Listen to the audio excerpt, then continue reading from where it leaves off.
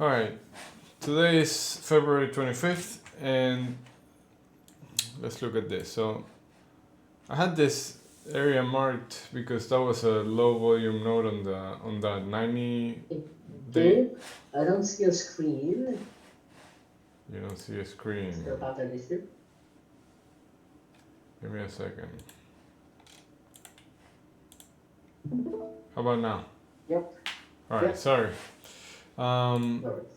So I had marked this green box here because that was a low volume area on the 90-day profile, right? But now we put some volume in here yesterday. So I'm gonna remove this because this is, we traded through this a bunch of times already. But if you see, yesterday's profile was very elongated. There was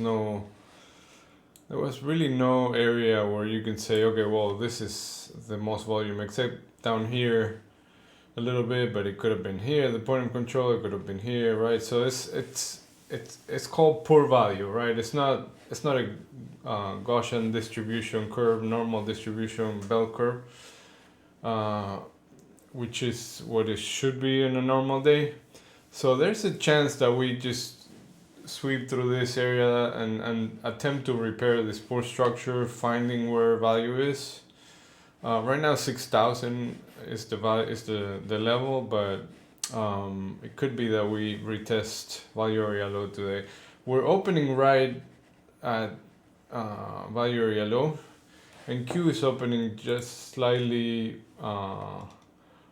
below yesterday's low. It's a little weaker. And we still have some targets to the downside. We have this target at 59.75 that from a while ago. Then we have an untested point of control right at the 2025 open at 59.50. So this, I'm thinking that this is a magnet. That open for 2025 is becoming a magnet,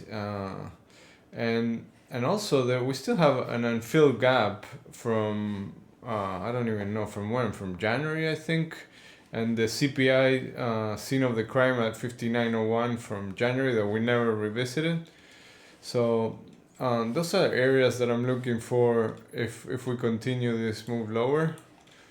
And I think, below that we still have some poor structure to repair, like all the way. We have single prints, all the way down, but seasonality is at play now.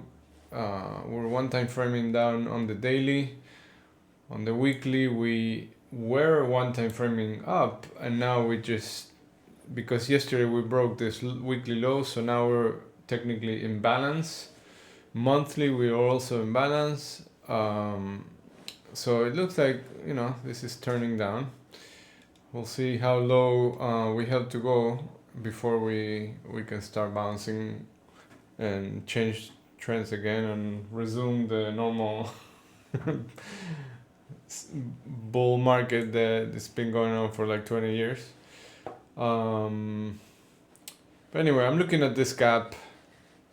Don't know if it's gonna happen today, but pretty soon, if it doesn't happen today, within the next week, we might fill this gap at 59.21. And if we accept inside yesterday's value, then I'm gonna be looking for a move up to that, to retest that double bottom where we broke from. And then that 60-30, which is the 5-day point of control. And then above that, we have the 50 moving average and this low volume area, which it's going to be some minor resistance, but, because the 50 is there, it could be that we just are not able to move through this area, at least not in the near, and at least not today, right? Also, we're waiting for Nvidia and earnings that are coming up tomorrow after the market. So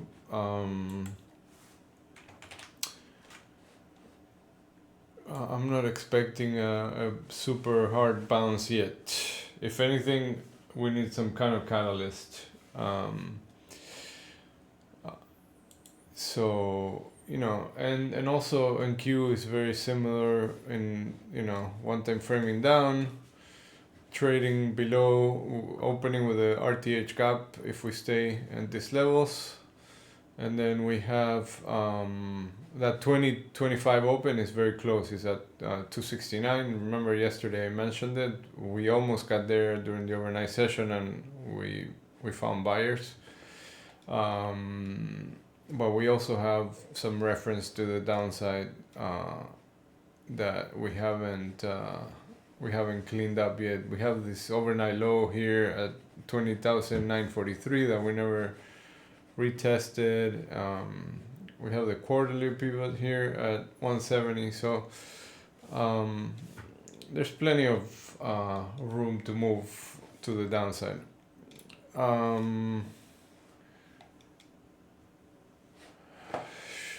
I mean, I think that's pretty much it. We need to see how we react to the previous range today, and see if we enter value, then look for a move to attempt to go to value area high. But because it's such an extended range, it might just go to the half of the range and then bounce back and keep the downtrend going.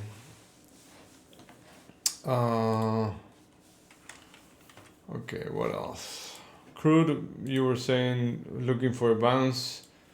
Done.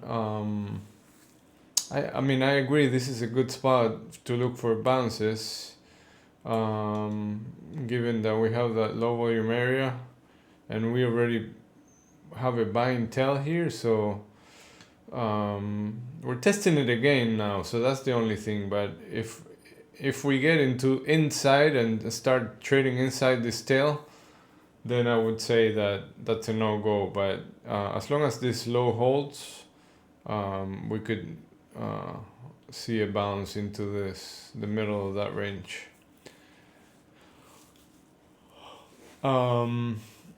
The one thing that I'm just seeing right now is that we're trading below the weekly VWAP, and look how that move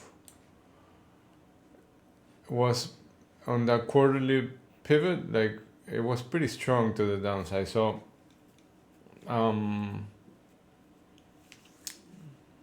don't know. I'll if I take a long here in crude, I would keep a tight stop. But yeah, I like the location. Gold. What else can I say about gold? Like, same thing I keep saying every day. Looking for 3,000. It's trying, right? Every day it's making a little bit of a higher low, higher high. Not able to make much, move too much to the low end, so it's stuck in this range. Eventually I think we're gonna break out. Let's see, what do we have today for news? We have US, what is CB, consumer confidence? I don't even know what the hell that is. Richmond Fed comp index. We have Fed speaking at 11:45 and at 1 p.m. and Trump signing executive orders at 3 p.m. And tomorrow we have Nvidia earnings, new home sales, and then after that we have jobless claims on the 27th. So let's see.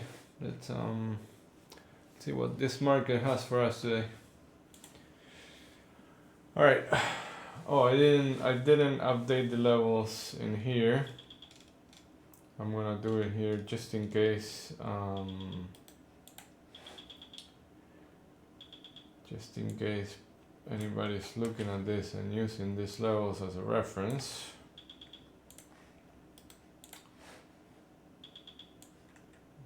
I don't want to have outdated levels. There you go.